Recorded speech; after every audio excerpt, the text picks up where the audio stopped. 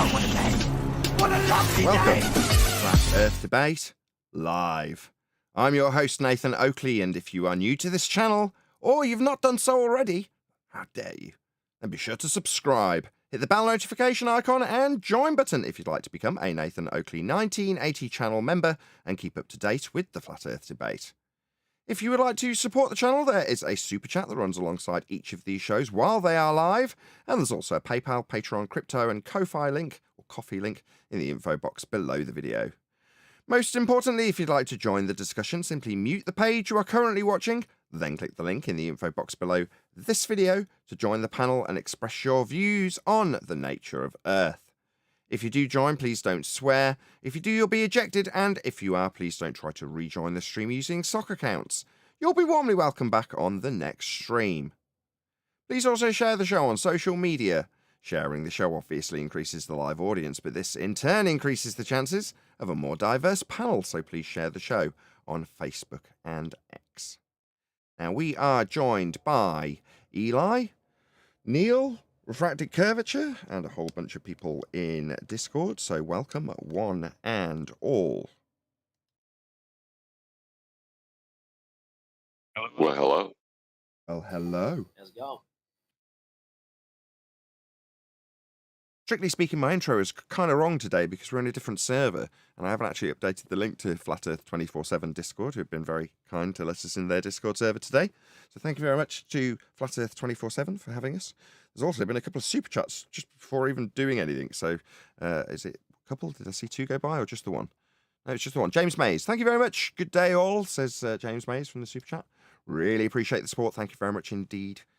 Right.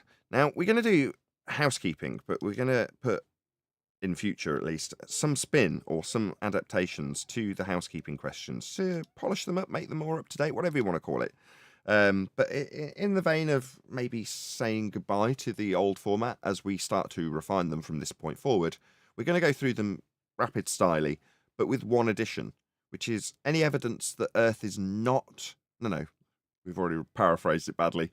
Any evidence that Earth is measured curved. Was that the correct phrasing, John? I'm sure I've done badly already.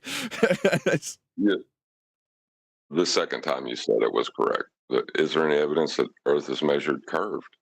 Simple as that. Indeedy. Any evidence of a physical geometric sphere edge horizon, formerly known as the curve of the Earth?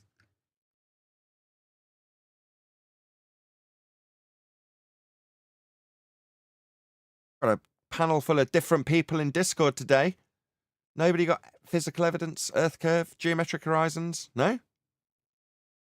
Any evidence of axial rotation in that case, of the Earth-based variety, of course?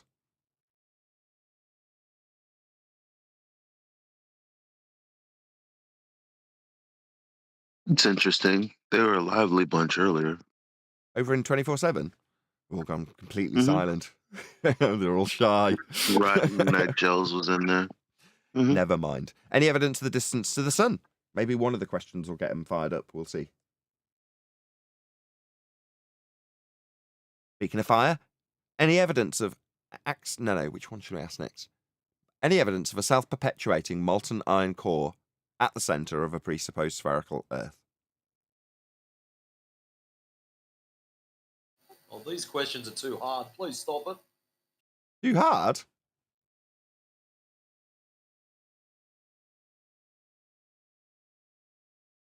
There's a prolonged silence for each of them, which I'm not going to object to. I'm going to be honest. Any evidence you can have gas pressure without a container? Maybe Danny 57 could answer any of these questions. Is that one of the participants? Danny 57, feel free to join in at any point. There is no obligation either way. So any evidence we can have gas pressure without a container?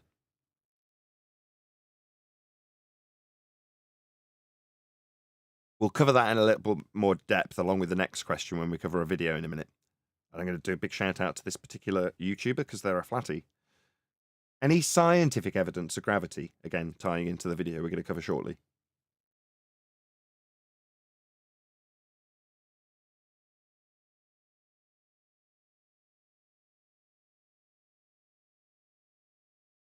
Any single viable hypothesis from any of the fields of astronomy, cosmology, or astrophysics?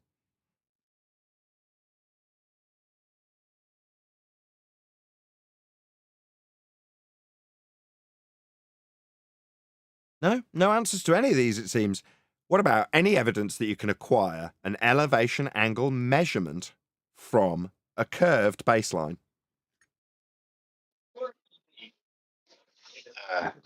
Elevation is from level, as in flat. It's in the word. Indeedy. I'm pretty sure we've covered all of them. Is that it? Have I missed any? Got to No, it's missing the R value. be any evidence of our Earth radius?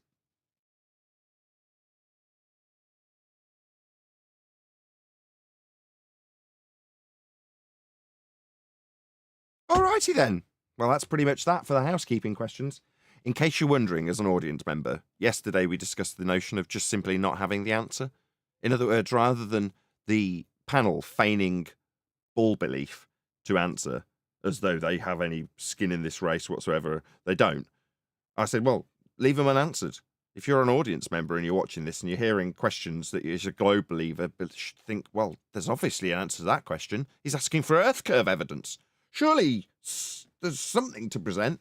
Well, feel free to present it, is the answer to that. So, with that in mind, I'll reiterate what we said. Hopefully, it'll gen the panel back into a bit of interaction. But yeah, we're going to adapt these, and they may turn into the housekeeping answers as opposed to the housekeeping questions. But we're going to lean on the audience to a certain extent, like I did yesterday. Say, please leave your comments below. So the general consensus view from the audience was to say that instead of just getting rid of housekeeping questions, it might be an idea to just refine them.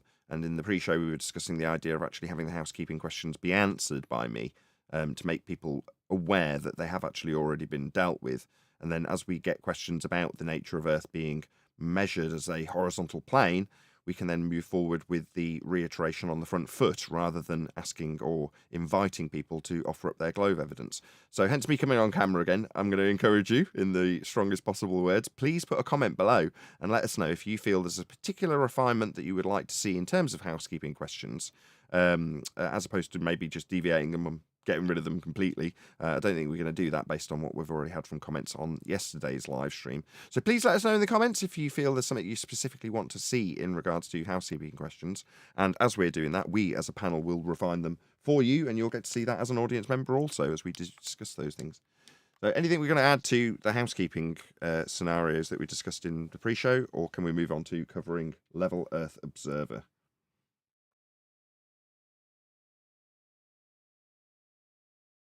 Just say no. You can actually respond to that question, you miserable lot.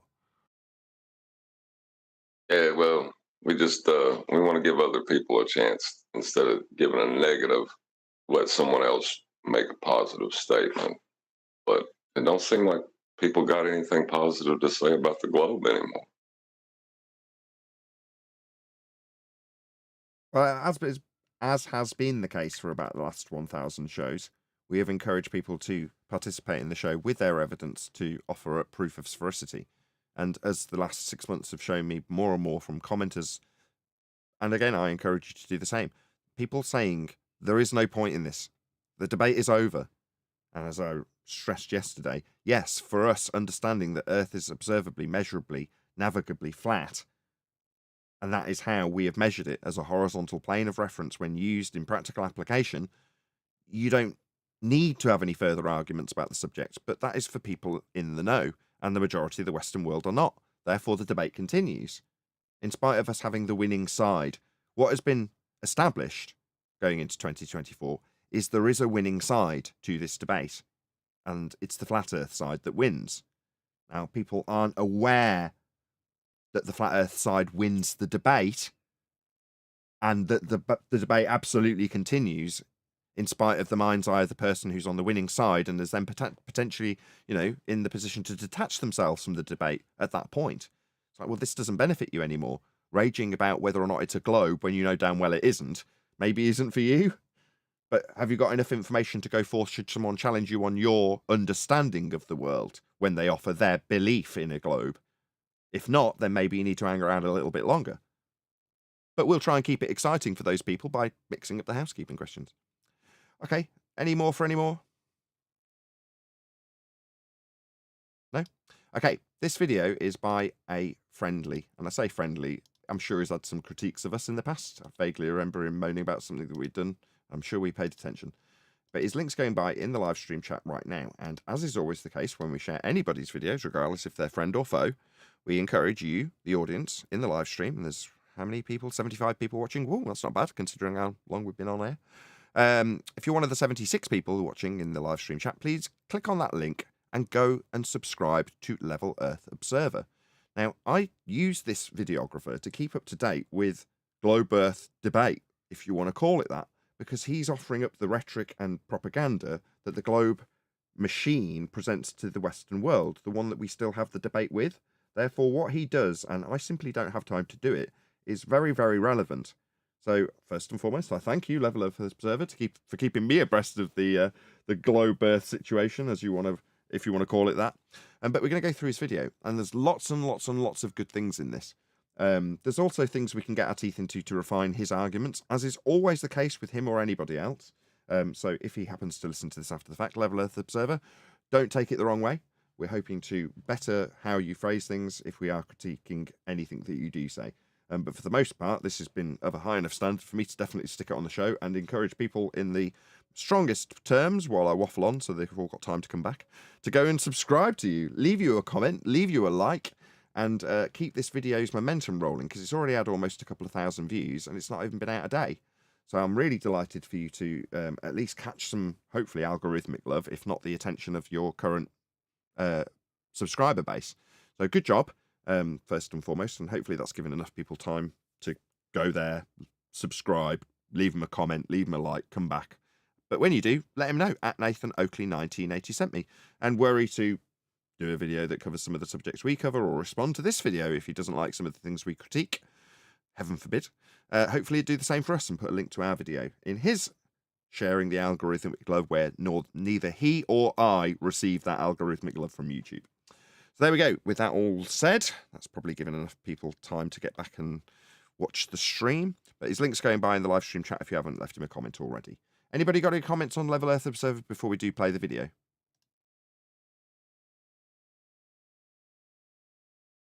Nope. Anybody subscribed already?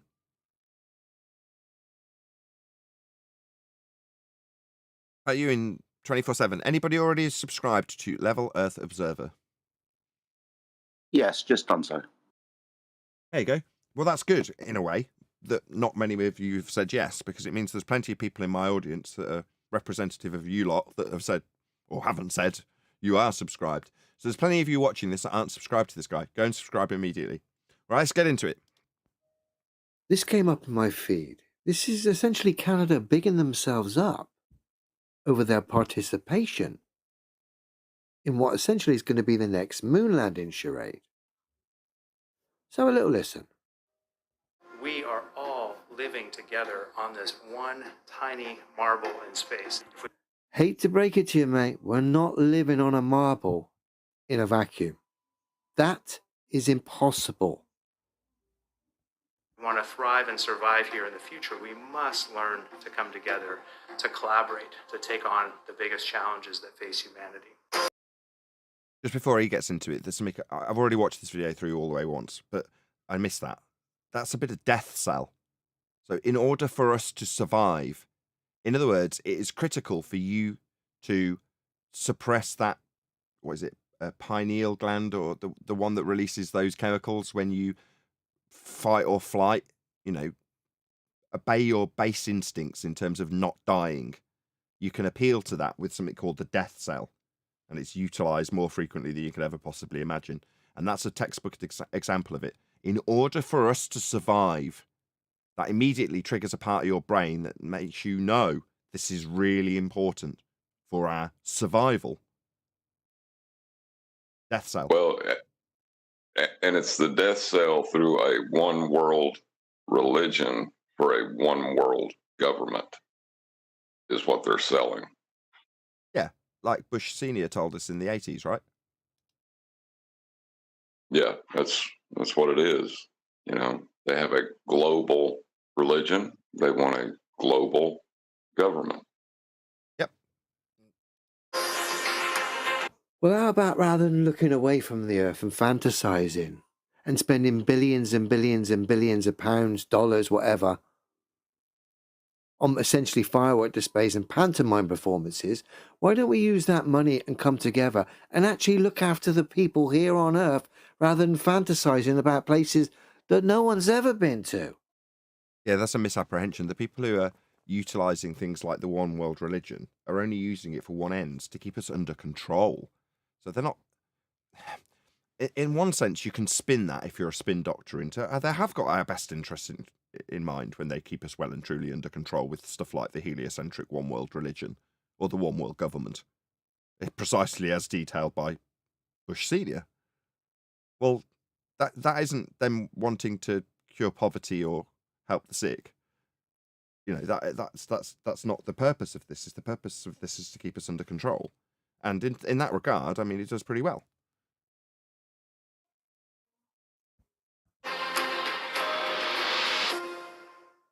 Just wanted to share this incredible perspective behind me. Again, that's something I picked up on it, right? This guy talking about perspective, like the Globe came with a hijacking of perspective and no one knew it until about 2016 for us. But this guy's starting out by talking about perspective. I just thought it was ironic. In the Canadian Embassy with the background of the Capitol building.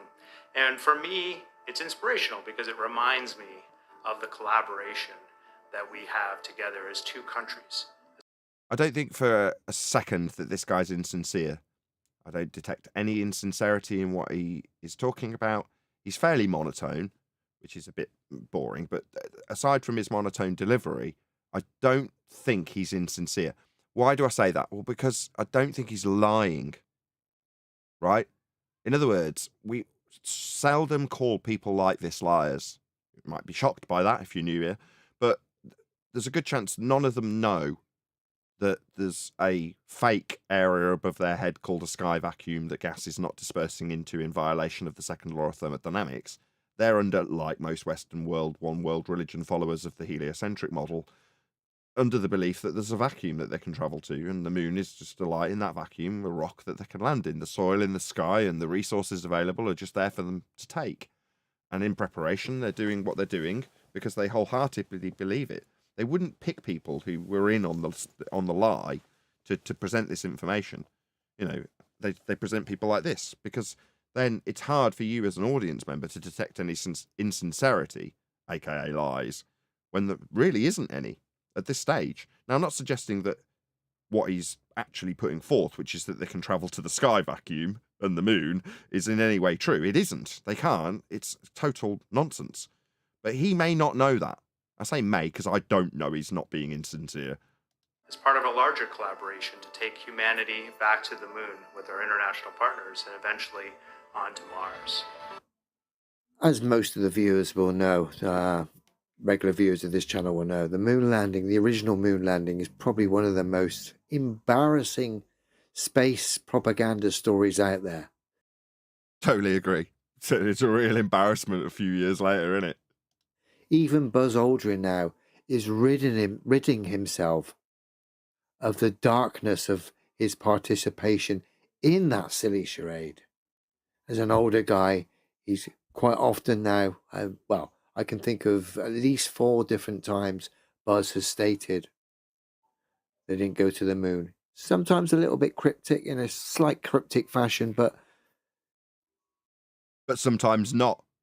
A little girl asked him about going to the moon and he said, well, we didn't go. Not very cryptic. He probably had a few. He's an alcoholic as far as I can tell, but you know, drunk old Uncle Buzz was quite explicit in one of the occasions when he was talking to a little girl. We didn't go. Well, we didn't go. Well, imagine that you're a member of a religion and you participated in a lie for that religion. And you thought that in the future, that lie would actually happen. And it doesn't. How would that make you feel? Like a lying, deceitful scumbag in your heart. They're making excuses for him, John. No, but they're good excuses. No, that was epic. You're right. I don't want to condemn Neil's comment, right? Yeah, he is making excuses for them. But he's offering up plausible deniability. And I just did it for the guy who didn't seem insincere, didn't I? So along that vein, what he's saying is, it is perfectly plausible for them to have told them that they're going up to space, to the point where that guy with the lemon, you know, the guy that said it's never going to make it. Why do you think he was so passionate about it? Well, because he wanted to be safe when going up to space, meaning he, in his heart, thought he was going to space. That's why he was so convincing. That's why the tragedies, in inverted commas, that befall NASA are so heart-wrenching when you have people who tell you about those tragedies, right? People do die when they're testing some of these things. It's Gus Grissom or someone like that, the guy with the lemon on top of the lem. Well, that's a tragic circumstance. A guy died, but he died in his pursuit of getting to what he, in his absolute heart of hearts, truly believed he was trying to achieve. Now, what John's saying is, in the case of Buzz, as he's still alive, we can say, at the point that he was told, well, I'm really sorry, we really can't actually make it up there. We simply don't have the capabilities. You'll just die. So, given that we've pumped all this money into it, we're going to have to fake it. Sorry, lads. It's just the way it's got to be. We've built a stage. We've got a backdrop. We're going to film it. We'll put you on wires. You'll bounce around. We'll fake the transmissions. We'll make it into a movie. And we'll continue our endeavours to get there.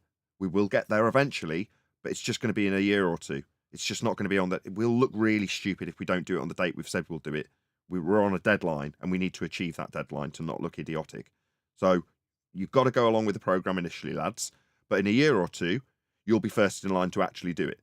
And Buzz goes, I understand my duty. I will do it. 30, 40 years later, they still haven't got there. And he damn well knows it by now, that it's a complete lie, as he watches other people step into his shoes and go through the same process. As every year that passes by for Buzz, well, no one's explicitly telling him, yeah, he can't go. He's never, I don't doubt for a second that no one's ever told him that. But he knows, doesn't he?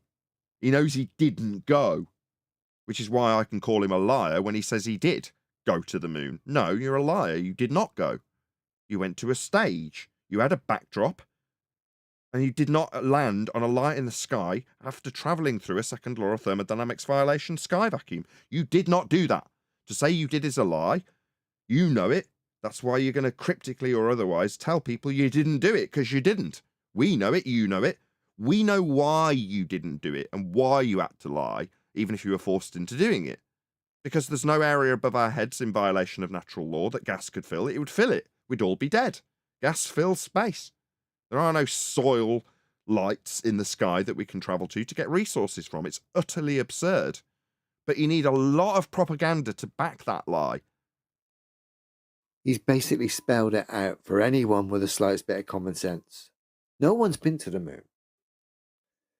If you haven't got a bias regarding the moon landing, the Earth, space, you'll know that. We set big goals and we come together to work on them as a team to create innovative solutions for those problems. Oh, there they are in their boiler suits and a space prop.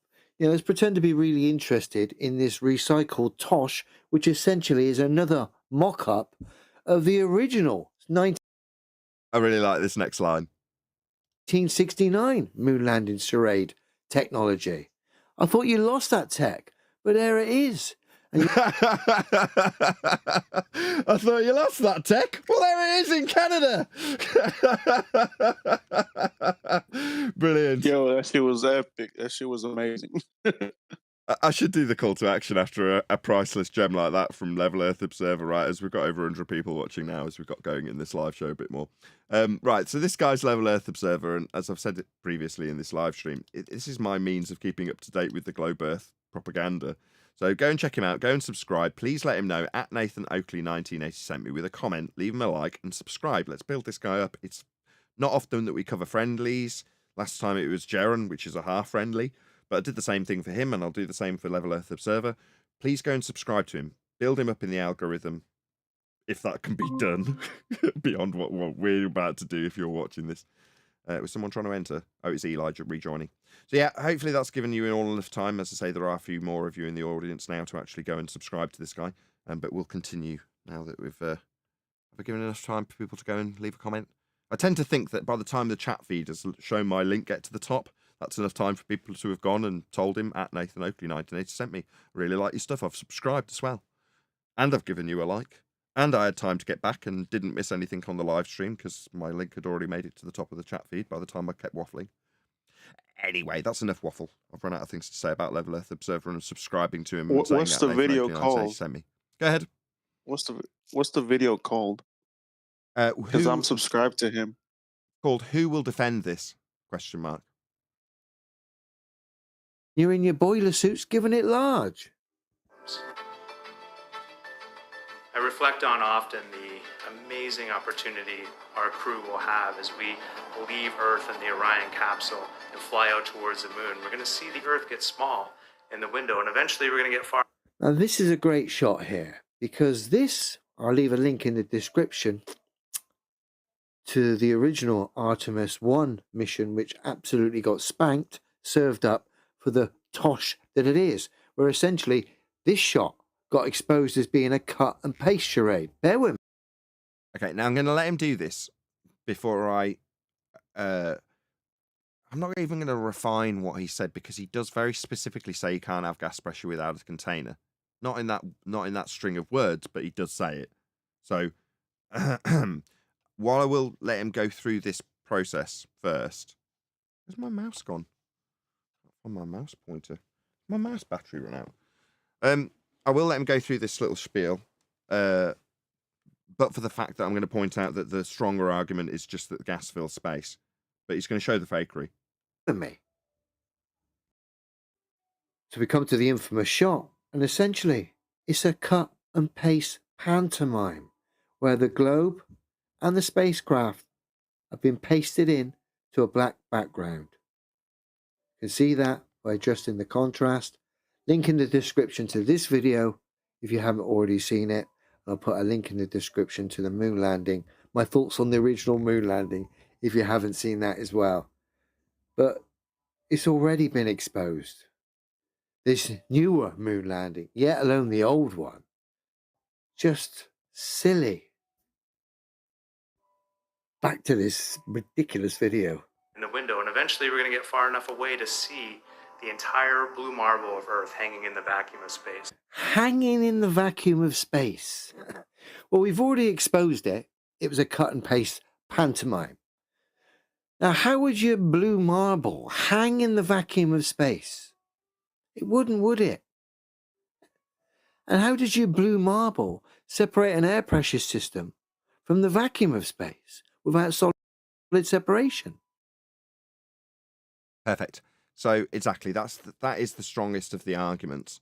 So yeah, he's shown that this is a composite, but the easy rebuttal for them is to say, well, yeah, of course this is composited together. They haven't done the mission yet, or whatever they claim in defense of this, because you're then arguing about the fakery of the photography rather than the vacuum of space not being real.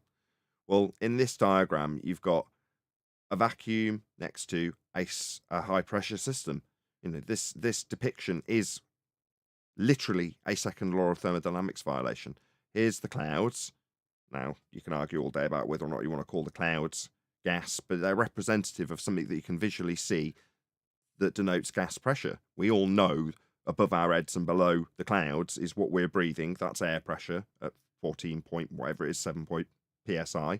Well, that high pressure is depicted here next to this black area. Well, what's the black area? Well, that's 10 to the minus 17 torr vacuum. Well, the high pressure gas would immediately disperse into this area if the sky was a vacuum. It isn't. That's a violation of natural law and really the end of the argument. Now, you can show beyond that how they've faked you with composite images. But to say that the premise that the image is based on isn't possible is, in my opinion, the strongest of the arguments. Well, That it said- wouldn't be an opinion. Go ahead. I'm sorry. No, go ahead. It is a lot stronger a position if you can explain why they lied or why it's false. instead of how they could have faked it. You see what I'm saying? Yeah. There's more power in why than in how. Yeah. Why do they have to fake this image? Well, because there is no way of showing gas pressure not dispersing into vacuums. That's law of nature, how gas behaves, without exception. Here's how they faked it. They composited these images together. Yeah. Why they'd have to fake it is stronger. I agree.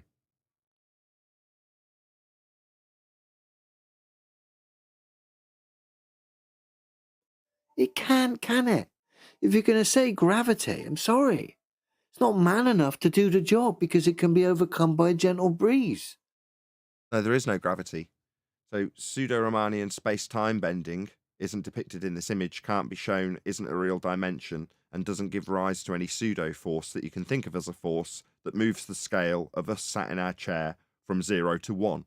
So that when you're falling around an orbital motion that's been derived from a measurement of a flat plane, minimum elevation angle Polaris, that's your equatorial plane, to give you the idea that we have a spherical radius value to fall around, and then describe said falling around a sphere derived from flat Earth measurements as being 0g. So just to recap, 1g sat on a chair, 0g falling around a ball that's been derived from a flat measurement of a radius value with Polaris measured with angles off a flat Earth. So that gravity is nonsense. The 109-year out-of-date Newtonian mass-attracting mass that seems to be inferred when you say it can be overcome with a breeze. Now, that would be a force of gravity that's out of date by 109 years because that's not the current rhetoric. Bent 4D space-time from Einstein is the current rhetoric, and it's a pseudo-geometry for a dimension that isn't real to distract you away from the fact they've moved the scale up by 1. When you're doing nothing, you're at 1, and when you're falling around a sphere taken from flat Earth measurements, you're at 0g. There is no gravity. Gravity's not a force. End quote, George Musa.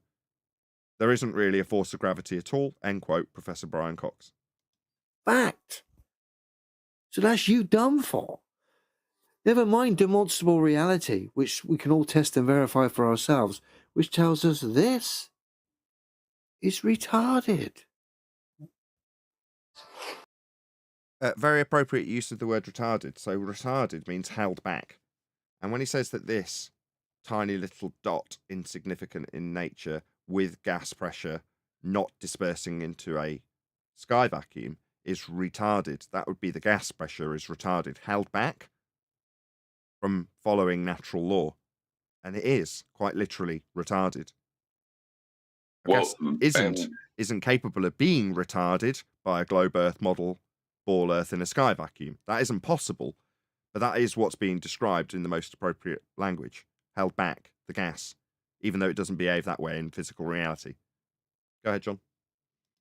And if you wanted to describe like anti-flat earthers and even globers as being mentally held back by heliocentrism, that's appropriate as well. I don't know if the use of the word retarded would be fair, but it is holding their understanding back of the physical world they experience. Absolutely. That overview effect, as we often term it, will have an enormous impact on all of us. And I know that will be a profound and beautiful. How will it affect me, mate? It won't, will it? How will it affect people who are living in the street homeless? It won't, will it? In fact, it will hinder them and many generations to come because you're pushing the global eye and space. This isn't my opinion at this point in time. This is a demonstrable, obvious fact. Experience for myself. Yes, we're not doing a good enough job here. They're not buying it. Let's put some music and another silly shot on. Let's hope they take the bait. We'll fly out, we'll see the moon get big in the window, but then even as we are examining the moon, as we come around the far side, the thing that will grab all of our attention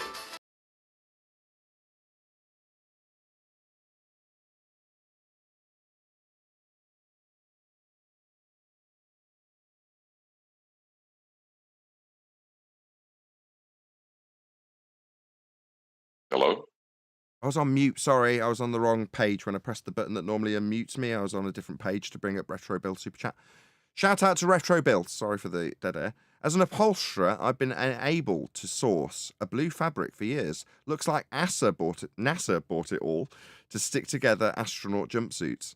I think he's referring to the boiler suits that they all had on earlier. Thank you for the Super Chat, Retro Bill. Really appreciate the support. Is that Earthrise, the Earth rising up over the edge of the moon. Ridiculous. Now, the Earth just rose above the edge of the moon. Is this going to be a first? Will you need a flat plane for that? Yes, rising and setting is a rhetorical device to describe the angular change of celestial objects as they appear to go behind the plane of reference. Boom! So your Earthrise requires a horizontal plane of reference to describe it. Yet we can't see any of the moon lit up, yet most of the Earth looks lit up facing us. So would that mean the sun's behind us? Yeah. See, this is, no offence to you, Level Earth Observer, and you're right to describe the inaccuracies of the descriptions and depictions in what you've already highlighted as renderings. Now, they can make their apologetics for that, but to describe the second law of thermodynamics violation for all of the images immediately debunks all of the images. And yeah, that's it really, isn't it? That's why we don't cover it, though. It's difficult for me to critique him on that when that is the way to critique it. That's what's wrong with it, right? So fair enough. But for me to say, well, really, you should just say you can't have a gas pressure without a container, and here's a gas pressure in violation of natural law not dispersing into space. They even call the area space. But by doing so, you'd be on the same path as us, and you'd never talk about this. You'd have no material, and I'd see no benefit in recommending people to you. So it's kind of a difficult critique. From my perspective, you just say, well, space is fake. Every image that's ever come from there is going to be fake because you can't take pictures from sky vacuums. It's a nonsense. But simultaneously, I applaud you. This is how you do it, and I keep up with it because of your doing it. So yeah, it's catch-22 in that regard. And behind the moon? Which means this side of the moon would be lit up rather than obstruct being in total darkness. Just come back again. Yeah. The dark moon is obstructing the scientifically impossible pasted in globe Earth. And I think they've... And that will be, from memory after watching this video this morning, the only other critique that we're going to have for Level Earth Observer. So I'll probably get that out of the way now because he's going to say it a few times. Okay, so this isn't science or cannot be discredited or validated by science. So we're not describing cause and effect relationships in terms of the globe Earth. Globe as a shape isn't anything happening. So in terms of cause and effect relationships, that's what science deals with, and only that. It's very narrow, very limited, and to describe things as being invalidated or scientifically impossible is a misnomer. Now, if you're saying a presumed cause isn't going to cause an effect, that fits in the context of scientifically disproven. If you varied that presumed cause and it hasn't caused the effect, you can make that statement. But the mistake that a lot of people make is to ascribe scientific validity or discredit things with science using concrete nouns or what is circumstances rather than something that's happening. So if there's something happening, you can offer a cause for that happening through science. But that's literally all science does. Cause and effect is all it deals with. And if you're talking about nature, physics, that's the study of the physical and natural world, you are very specifically and in a narrow sense dealing with natural science. Well, what is natural science? That's physics. Well, what's physics? Well, it's the explanation for the physical and natural world through the use of the scientific method.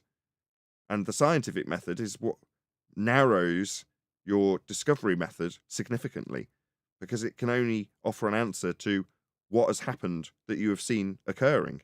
So you see something happening and go, I wonder what caused that. And then you go, well, I'll vary this and see if it causes it or not. At which point, if it doesn't, you can say, this is scientifically impossible, or words to the effect that he's using for concrete nouns. So as much as I hate to have to critique you and I'm giving you such high praise and sending people your way, please do go his way. Let him know at Nathan Oakley 1980 sent me. Subscribe. But yeah, just a refinement to your scientific understanding is all I'm trying to point out here. Go ahead, John. All it would take is a slight change in his language, and he could say this is a factually impossible measurement. Yeah. And that's, what they're trying to show you in CGI is something that is actually impossible to measure. Yes, you wouldn't be able to measure the high pressure gas that we definitely do experience in physical reality in an area of volume that the gas isn't filling. So in terms of being able to measure what they show you on screen to be in physical reality, it is not possible. But that's not science. Right. And you couldn't use the moon as a plane of reference to describe Earthrise. That's never going to happen.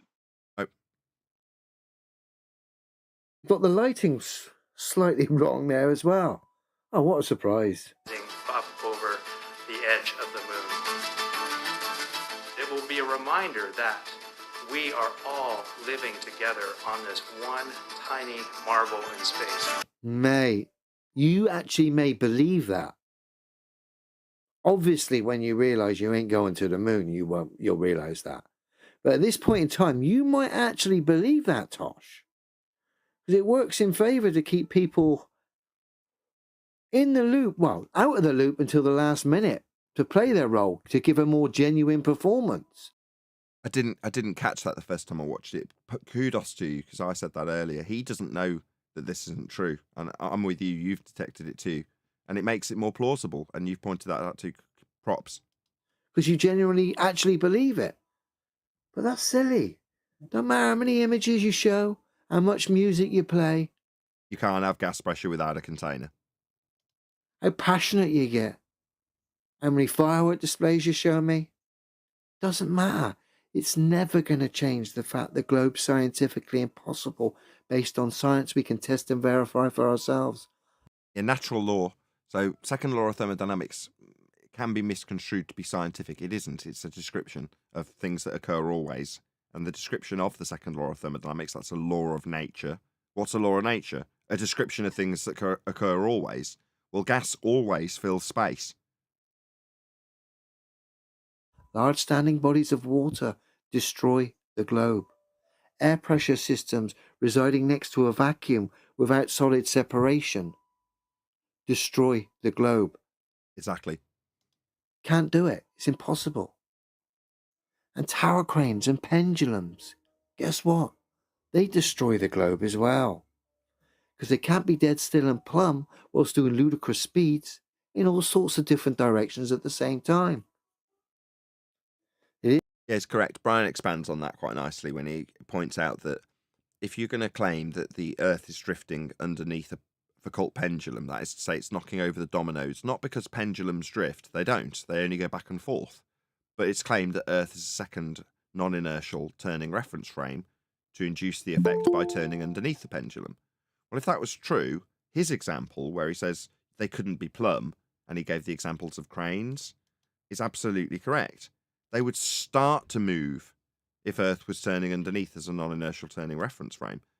So it's impossible for them to just be staying still, plumb, as he describes it. He's absolutely right. Hey, Chocolate. Morning, guys. You subscribe to Level Earth Observer? Oh, me? Yeah. Yeah, you. Level Earth Observer? I'm not sure if I am. Should I be? Absolutely. And so should you if you're a member of the live audience. I'm sticking a link for the third time into the chat and asking as a call to action that you go and subscribe to him immediately, Chocolate. So check it out. There's a link in the live chat. That's a copy. Yeah, that's funny that he brings that up, because a lot of times you'll hear anti-flat earthers show a non-inertial turning reference frame with a frictionless disc on top of it in the middle, and they'll show that frictionless disk will begin to move about the non-inertial turning reference frame. Exactly. Right? So that's what cranes should be doing, guys. Precisely. That's what. Shout out to Unitox Femu. Says, crane is taking conservation of angular momentum. Yeah. That's the effect that they should be exhibiting, as opposed to not doing a damn thing. That's their positive claim. Thanks for the super chat. It is what it is. Put aside your bias. Stop letting your biases stretch you in all directions. It's quite nice to actually let go of that silliness. And just to go, oh well, it ain't a bull. That's clearly ridiculous. I'm not going to get upset about it. I'm going to be empowered by it. This is quite an exciting time. I'll put by my space fantasies and I'll address the games at play here. If we want to thrive and survive here in the future, we must learn to come together, to collaborate, to take on the biggest challenges that face humanity. Listen to this clown. He wants you to buy into his space narrative of coming together to face the biggest challenges for humanity. Yet you can't even look after people in your own cities. People are starving and dying in the streets. Do we like this juxtaposition between the starving peoples and the globe Earth lie? I don't know if I do. Gotta be honest. Governments are betraying the people. You're not digging it either. Right. The socio-political issues have nothing to do with the nature of the paradigm that the people within it are under. The idea that there would be no suffering if everyone knew the earth was flat is patently absurd. Yeah, it's a recognition. It's potentially a gateway to a recognition of other lies and deceit that you're under, and other control structures that you're under when you recognize one. But will that feed the poor? Poor. Mate, what are you talking about? Trying to sell us this tosh when it's blatantly obvious. Is that someone trying to get a word in from Discord? No, that was me. I was gonna say I do sort of kind of understand that standpoint that he's got, that because it's kind of cringe to hear people talk about, oh, we're going to do this in space and we're going to send people out to Mars, and it's kind of cringe to hear stuff like that when you're like, bro, there's like homeless people down the block. You know, like obviously it doesn't have anything to do with the nature or the measurement of Earth.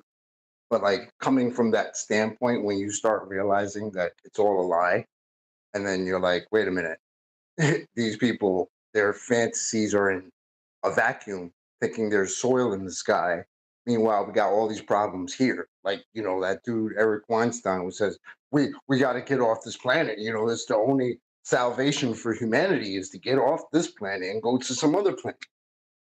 You know what I mean? So this is a mindset that people have. And I do kind of understand why some people are just like, that's so cringe. Stop thinking that.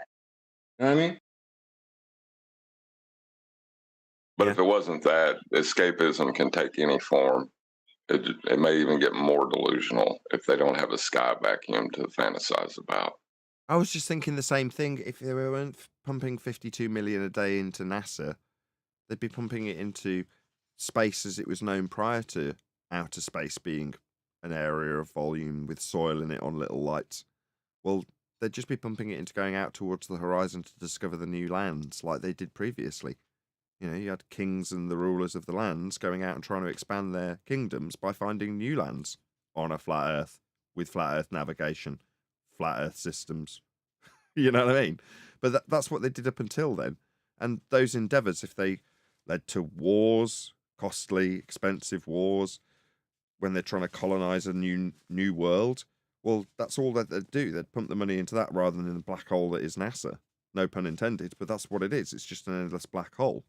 Doesn't generate anything, doesn't discover anything, keeps people under control, stops them trying to answer questions about things that there's a good chance the government don't have answers to anyway, like what is the sky? Well, they don't know, so it's troublesome to have people asking about it, because then they might endeavour to try and find out without any success. And again, then it's not a black hole, it's just a constant stream of failures from the government to answer a simple question that may not have any benefit. What is the sky? Why is it blue? Well, maybe it won't benefit us even if we knew. But finding new lands, we've definitely done that, and we've definitely probably wasted a lot of money trying to find them and not succeeding. So I'm sure there's plenty of other black holes we could pour money into that wouldn't benefit the homeless if they were to suspend all black hole activity with NASA. You know what I mean? Chocolate I'm talking to. Yeah, I hear your point. Yeah.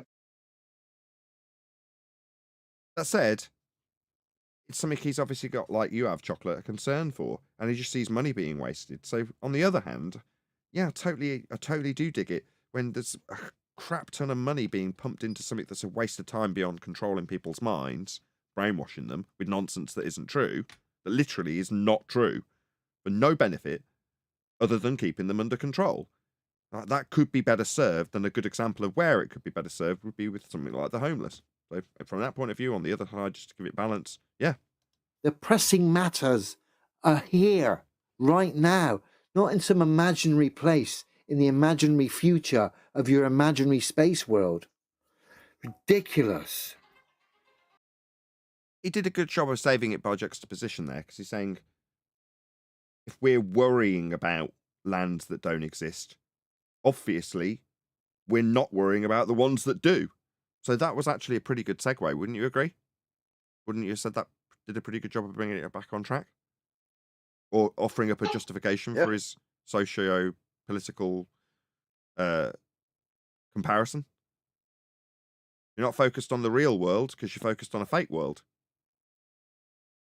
Often I completely agree because, like I said, it's completely cringe to me when I'm listening to somebody and like 80% of what they're saying is brilliant, right? It's so on point, and then that 20% goes to the vacuum of space and some futuristic fantasy nonsense that will never come to pass. And it's like, it's such a waste of time, and you know. It's like they've captured people's imagination. Like, imagine we didn't have that. Like, and I understand that they'd replace it with some other shit. I get that. But, you know, the propensity for this nonsense to capture people's minds is crazy. Youth today, and I recognize more and more often. So you're trying to... Yeah, John. How many people who work for NASA now would be homeless if NASA didn't exist? Yeah, that is a thing. And they'd be furious, wouldn't they? They would be the ones that had tipped the pitchforks and torches, not us. I mean, we're cast as being the people that should be banging on NASA's door asking them why they're lying. When people go, well, why would they lie about it being a sky vacuum? Why would they do that? And what about the million people that would have to be lying about it? Are you going to go to their door and tell them they're lying? It's like, no, your concerns about who would be lying are your own. They're not my concerns when I point out that Earth is measured flat. I've stopped concerning myself about that problem. But you're saying you should because there'd suddenly be a whole bunch of people out of work.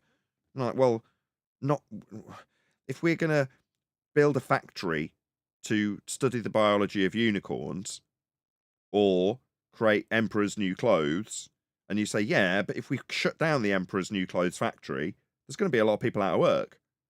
Yeah, there will be, but is that really on my shoulders?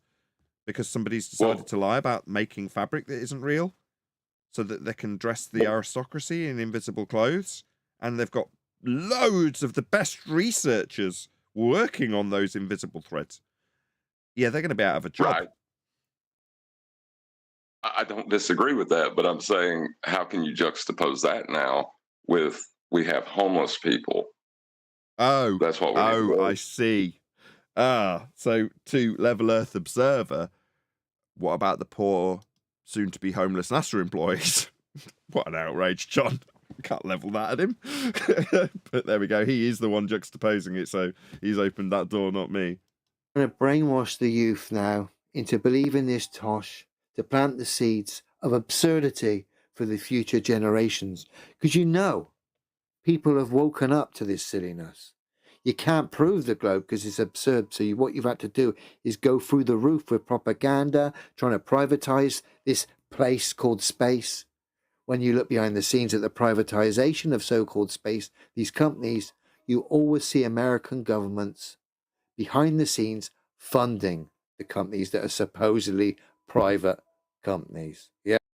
And it's stuff like that, which is why he's worth a sub, right? Because he's doing the work that I can't do. He's finding out those little details and showing them on his channel.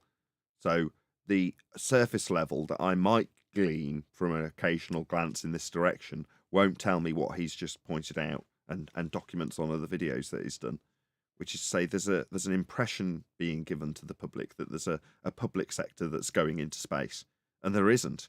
It's all part of the same lie. Now, again, without demeaning what he's doing and sort of undermining what he's doing, whether or not there's a public sector going into a second law of thermodynamics violation isn't necessarily our bag to overcome, because we can automatically debunk the area that private sector would also be claiming to go.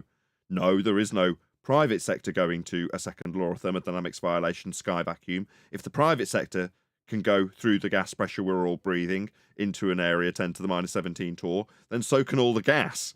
That's how it behaves.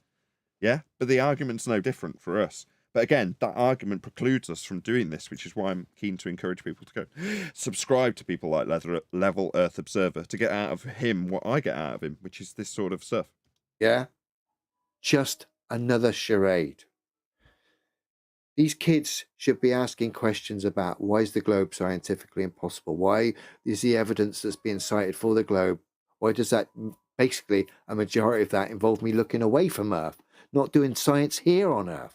Yeah, that's not strictly true either, because when they reference their globe Earth, and I covered this in the AMA recently, right, with telemetry data, the telemetry data is going to need a flat plane.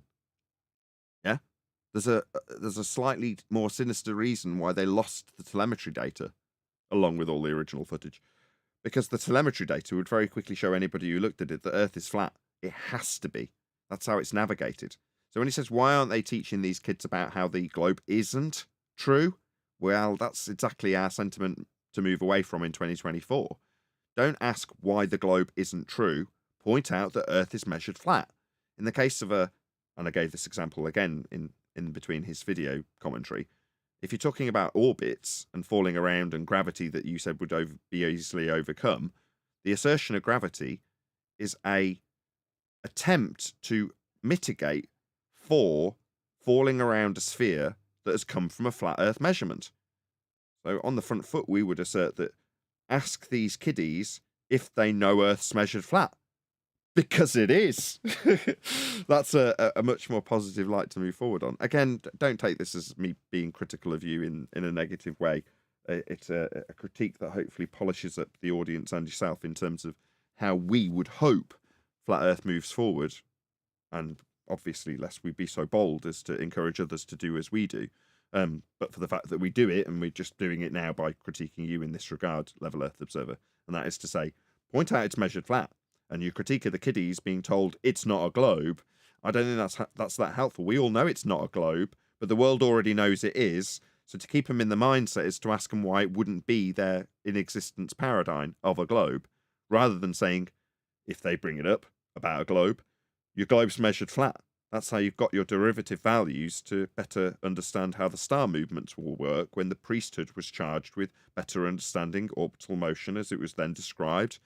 Keplerian elliptical orbits have been added to better understand retrograde motion and things of that nature. But all of the derivative calculations have come from actual measurements of the Earth to the stars off a flat plane. That's where it all began. So to me, it's a better question, why aren't the kiddies being told how the globe Earth came to pass from flat Earth measurements? If you're going to include the words globe Earth at all, I don't see that they're necessary, obviously, to try and leave you leeway to do that, because that's precisely what you're debunking. I'm talking to Level Earth Observer like he's listening. He may not ever listen to this critique, you never know. Why is science rammed down them? Why is a globe in the classroom? if it was so true, you wouldn't need it everywhere at the start of programs in your classroom. It would be obvious. But it's not. The obvious thing is it's impossible. Now, the obvious thing is that it's measured flat. That how we observe the world to be, that's flat, has measurements reference to the horizontal plane that we actually experience. Those are things that you can show to be true. So it's just getting out of the mindset of saying not globe. Yeah? Yeah, but Which is why they default, have. He is correct, though, right? It's basic, just measuring it flat. But even before that, it's already observed that way. So when you're measuring it, you're kind of just confirming what you observe. So I agree with him on that point. Yeah, I mean, I don't want him to, if he ever, I'm sure he will actually come and listen to this, because there's been hopefully a few of the audience members going and saying, at Nathan Oakley 1980 sent me, when they've clicked on the link and left him a comment and left him a like and such. So I'm sure he probably will listen to this. But, you know, as we said in the pre-show when we were talking about critiquing people like Dave Weiss and Jaron and Whitsitt, you know, it's not because we don't want to, it's not because we want to send hatred their way. You know, we want them to be on our side. We want to better their arguments. So obviously, if we are doing this and it comes across as overly harsh, then, you know, tell us as well, because that's not the intention. The intention is to better the arguments. That's why, you know, as the name suggests, right? It's Flat Earth Debate. Anyway, with that, I'm going to say if you are watching this on either Nathan Oakley 1980 or Nathan Oakley premiering streams, then stay tuned, as there will be an after show to follow. Unfortunately, though, if you are watching this live, this is where we bid you farewell. So another massive thank you to all of you who smashed the super chat, liked, commented, shared, subscribed. Hit me up on that coffee link underneath the video and all that good stuff. Another massive thank you to today's Discord and G+ panels for making today's live show possible.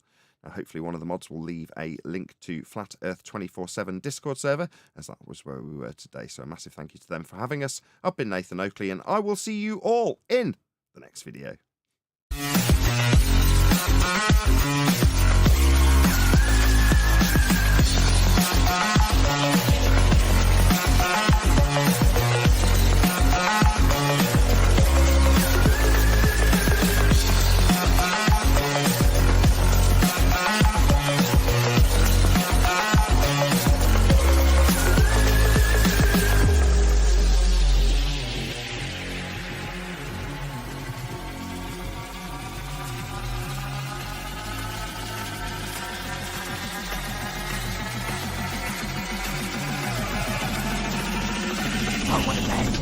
What a lovely day!